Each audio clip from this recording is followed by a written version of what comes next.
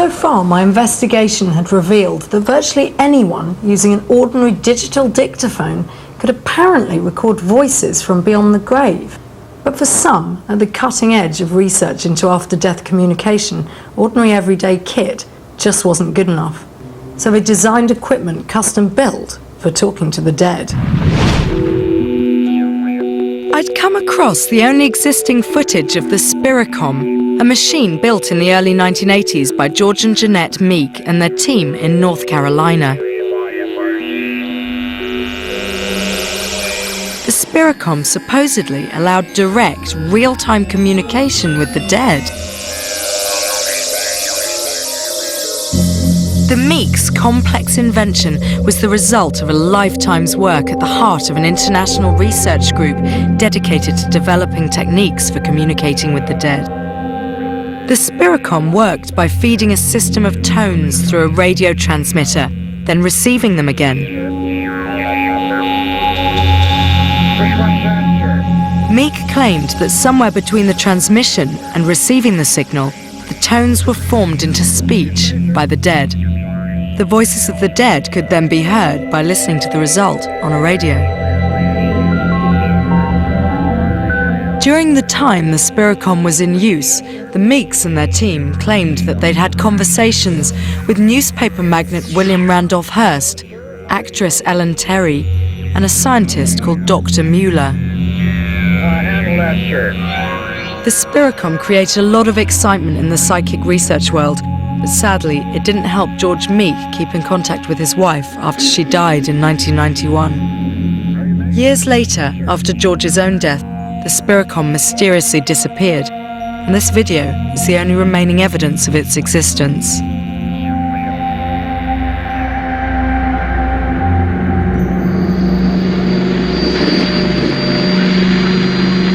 I travelled to Colorado to meet researcher Mark Macy, a former colleague of George Meek, who continues his work today.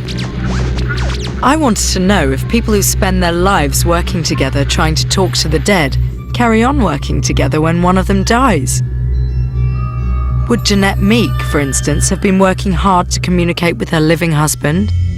The spirit has always tried to contact us in any way they could, and as technology advanced, they began to learn how to use these new technologies. And that's when the spirit began to come through specialized equipment and televisions and radios.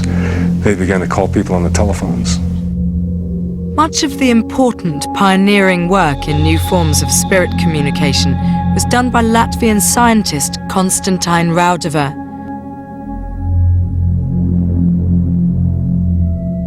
Progress slowed when Raudava died, but then Mark Macy's phone rang. I was home alone, and the phone rang, and I answered it, and it was Konstantin Raudava. He said, "This is Konstantin Raudava. This is the first contact you get from us.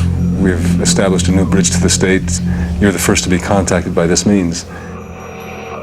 Amazingly, Macy claimed that Raudava had been continuing his work after his death. Apparently, he had joined together with other dead scientists to form Time Stream, a group dedicated to finding ways to communicate between the world of the living and the world of the dead. Time Stream was certainly the most prolific of the spirit groups. It included departed scientists and a lot of ITC researchers who died joined Time Stream. Konstantin Raudava was the pioneer in this work, and the spirit team delegated him to make a lot of phone calls. On one occasion, George Meek was there with Mark, and this remarkable conversation between the dead scientist and the living George Meek was recorded. Good morning, this is George Meek.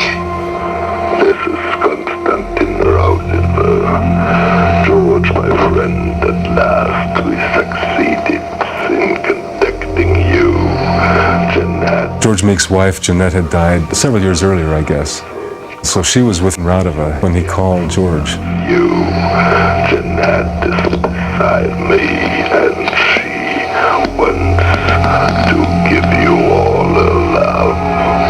This is Konstantin Raudava. This is the first contact you get from us.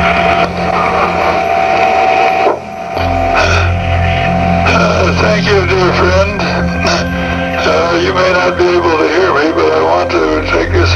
they say.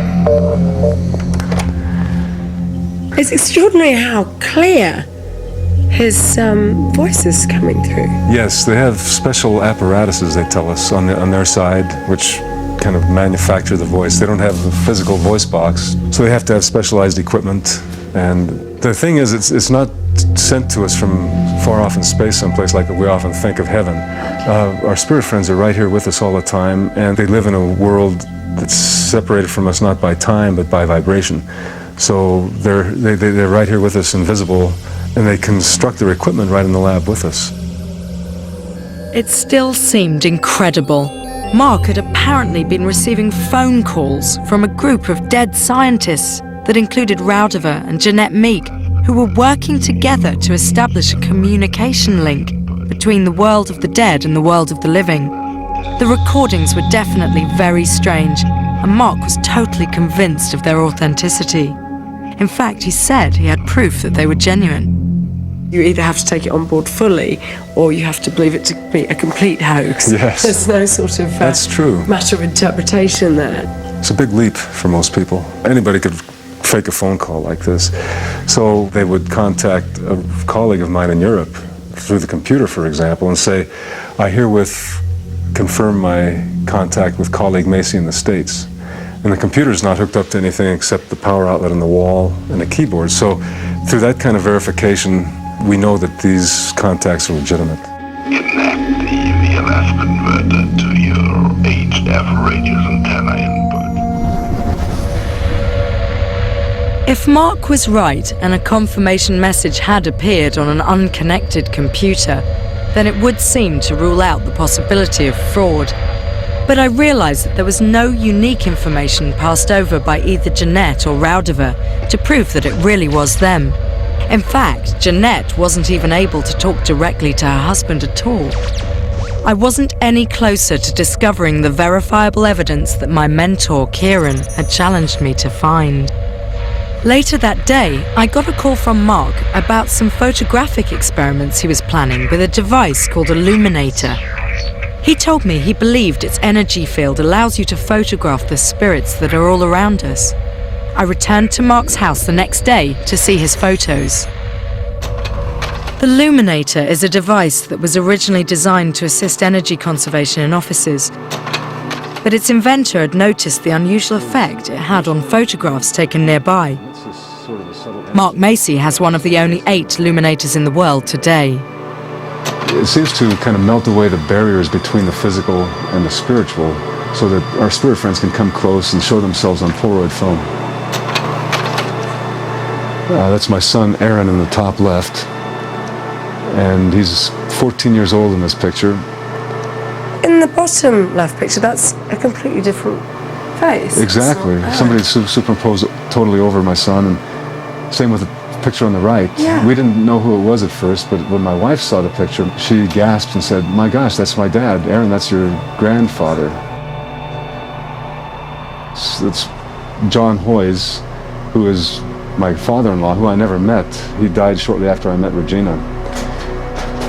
And you can see the resemblance between John in lifetime and John in spirit superimposed over Aaron.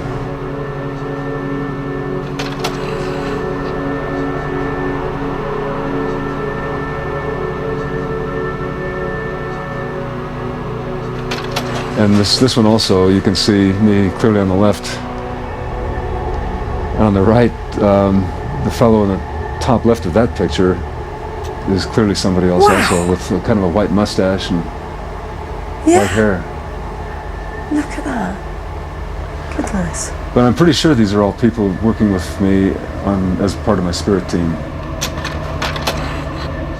Do you believe that people on the other side are using this method to show themselves? I mean, is that their aim, do you feel? Or is it more that they happen to be there near you and somehow this is allowing you to photograph them? I think it's a combination of both. If I have a special project going, like this shoot or some other, a meeting of my research team, then it's definitely my team who's there trying to work with us. Gosh. I was interested that Mark took these strange photos using only Polaroid film. It seemed that it would have been virtually impossible to try to fake shots like these in the way that you could using ordinary photographic techniques. I've never seen any other technique that would allow spirit faces to come in that clearly, consistently. What's so odd is that it's on Polaroid, because if you're using factory sealed Polaroid film, it would be amazingly difficult to fake something like that. It's virtually impossible to fake something like this.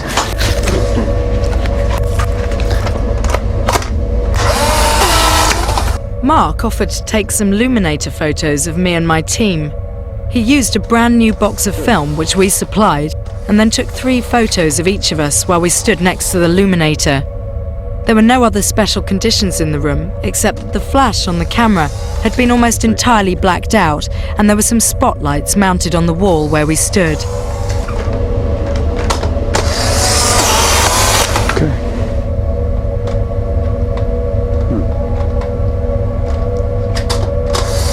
Sometimes we get the best results with those that take a little while. Oh, really? I don't know why. After the photo session was finished, we all watched the prints develop. Oh my gosh, there's definitely something on this one. Have you seen that one? Yeah, definitely. Another. Sometimes it's just half the face too. Yeah, there's definitely someone there. I can't recognise who they are yet, though, unfortunately. That's really strange. That doesn't look like you. That's not you. That's not you. No, it doesn't feel as if it's me. How extraordinary. That is a different person. Actually, it's weird In the looking at photo? myself, not quite me. Mark's taken a Polaroid of you and it's come out a picture of somebody else. It's really, That's that is really odd. You don't recognize the person? No one recognised any of the extra faces in their pictures except for Peter, our director, who thought he could see his father's face there next to his. But he was the first to say that we can all look similar to our parents in photographs. What I thought of as my own face was barely visible in my photograph. I suppose the weirdest thing about that is it doesn't look anything like me. That side. It's definitely somebody else. And that the way the hairline's gone so high and the neck is really strange. And it looks like an older man, doesn't it? It does. An elderly man. Oh my God, the eye. But were the strange faces superimposed on ours really spirit faces? Whatever the cause, the images were very strange. I'm still just slightly in shock after seeing these Luminator photos. Such a strange thing. This one. Just to see somebody take a photo of somebody and it comes out looking like someone else. I've never seen this effect happen by accident, which is another weird thing. I've seen odd photos before. I've seen things that look like mists in photo, and obviously orbs everyone knows about. But then I've also seen those turn up by accident. I've seen, your hair blows in front of a camera, it can look like a mist. If it's raining, it looks like there's orbs. Those sort of effects that many believe to be paranormal can happen by accident, faults in film, things like that. But I've never taken a Polaroid picture or seen anyone else take a Polaroid picture and seen an effect like this. That's what's so strange about this. Although the Luminator was thought-provoking, it didn't offer communication with the dead, so I decided not to include it in my experiment. After the break, did a letter from a dead girl appear on an unplugged computer?